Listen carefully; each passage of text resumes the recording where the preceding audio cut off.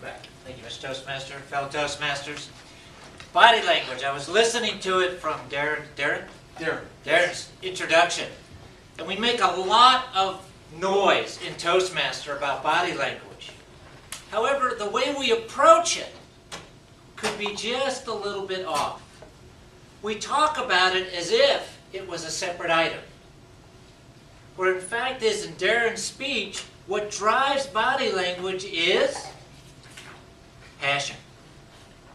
Passion for your topic. And think about it this way. How many of you all have ever gotten angry? Maybe even this week. Yes. This morning. Yes, this morning, yes. And when you get angry, I'm sure you don't tell your face and your hands and your voice, I'm going to get angry at this guy, and I'm really going to tell him what I think about what's going on around here. And if you ever do anything like that again, you're toast, man. We're going to send you a computer.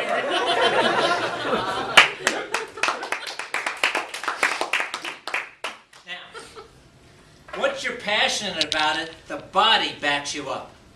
The hands, the face, the voice, it all goes right along with it. Same if you're very happy about something. It all follows. The part that we run into in Toastmasters or in life is we get up here and we're going to give a topic we don't care about. Now there's a problem. Because I don't care. I'm not happy. I'm not sad. I'm just doing my 5 to 7 minutes in Toastmasters. Now, what do I do with my body language? Well, there's where things start getting a little bit weird. Because your body is being told by your brain what to do. And if your brain doesn't care what it's telling the body, all kinds of weird signals will start showing up. You watch people do this sort of thing with their hands, start picking their nose, or put their hands in their pockets, because the brain is just giving it sort of an empty signal, and so the body just does whatever the body does. President Obama in my country 2 weeks ago got hammered for body language. And it was clear, and even his so-called friends, the New York Times that likes him, they said he didn't care about that speech. It was clear in his speech that he didn't want to give it, and he didn't want to be there. How did they know that? Body language. His body language, his voice was saying one thing, and his body was saying, I'm out of here. I can't wait to get over this. And if we as Toastmasters would look at that speech, we'd say, yep, I can see it. Thus, I do a lot of work with the SEs in Cisco. And one of the things I work with them on is you better want to be there. Because if you don't, the client's going to see that. And at the end of the day, you've got a challenge here, because you do your presentation on whatever Cisco system it is, Cisco Business Solution. 2 hours later, who's going to be in the room? Juniper. 2 hours after that, who's going to be in the room? Huawei.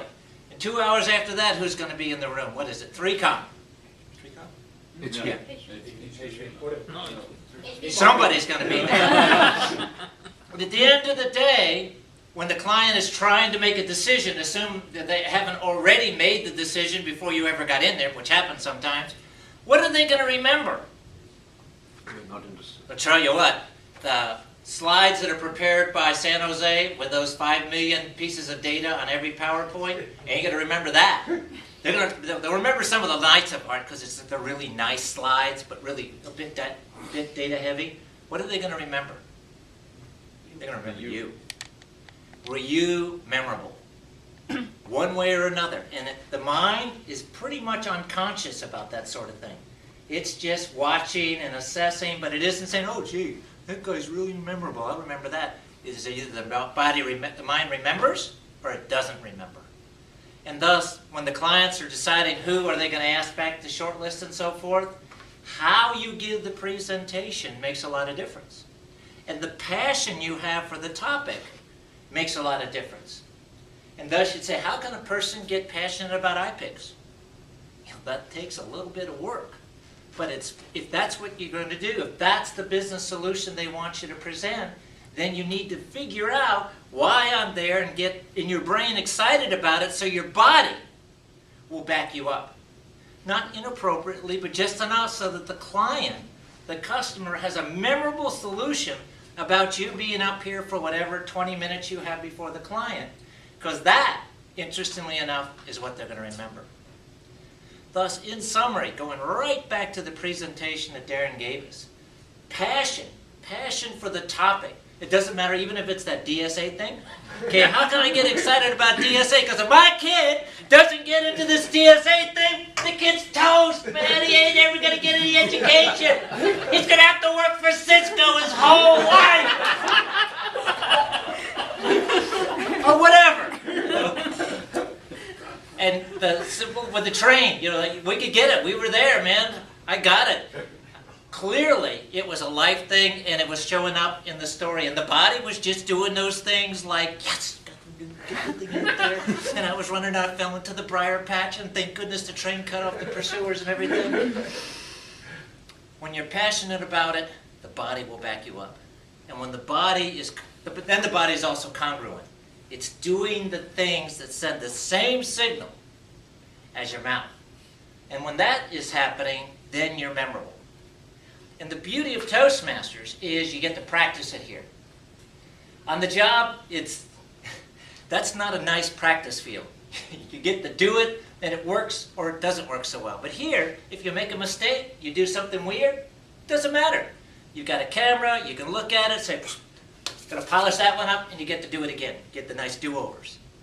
And then as you polish your presentation, then you go out onto the job, you're in the public, you're much more congruent. Your ahs and ums, they tend to disappear. You're basically, notice in Darren's speech, he didn't have one basically. I can't even say it anymore. Yeah.